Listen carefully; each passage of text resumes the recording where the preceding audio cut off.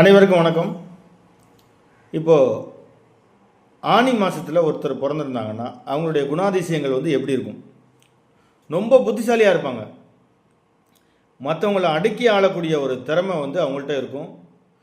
வாழ்க்கையில் எப்படியாவது முன்னேற வேண்டும் அப்படிங்கிற ஒரு எண்ணம் இவங்கள்ட்ட இருந்துக்கிட்டே இருக்கும். இவங்கள்ட்ட ஒரு ப்ளஸ் பாயிண்ட் என்னன்னு கேளுங்க. இவங்க தானும் சிரிப்பாங்க, மற்றவங்களும் நல்லா சிரிக்க வச்சு சந்தோஷப்படுவாங்க. சரிங்களா? தான் சிந்தித்ததை உடனே செயல்படுத்த வேண்டும் அப்படிங்கிற ஒரு எண்ணம் இருக்கிறவங்க யார் அப்படின்னா இவங்க தான். சிந்திக்கிற சக்தி இவங்கள்ட்ட அதிகமாக இருக்கும். அதாவது இவங்கள்ட்ட ஒரு பெரிய மைனஸ் பாயிண்ட் என்னன்னு கேளுங்களேன்.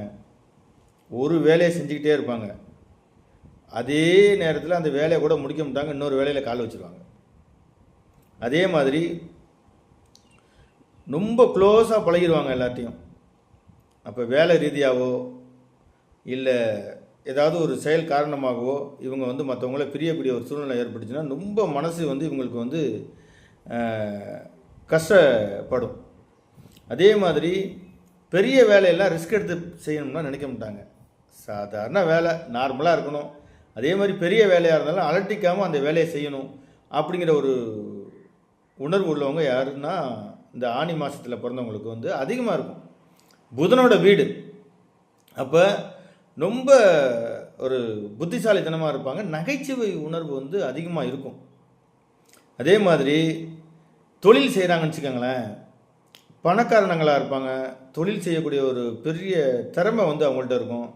வட்டி கொடுத்து வட்டிக்கு வாங்குறாங்க பார்த்தீங்களா, அந்த மாதிரி துறையில் இருப்பாங்க. அப்படி இல்லைன்னா இந்த பேங்க் சம்மந்தப்பட்ட விஷயத்தில் அவங்களுக்கு ஒரு ஈடுபாடு அதிகமாக இருக்கும். அதே மாதிரி கடன் வாங்கினாங்கன்னா கடனை உடனே திருப்பி கொடுக்கணும் அப்படிங்கிற ஒரு எண்ணம் இந்த ஆனி மாதத்தில் பிறந்தவங்களுக்கு இருக்கும்.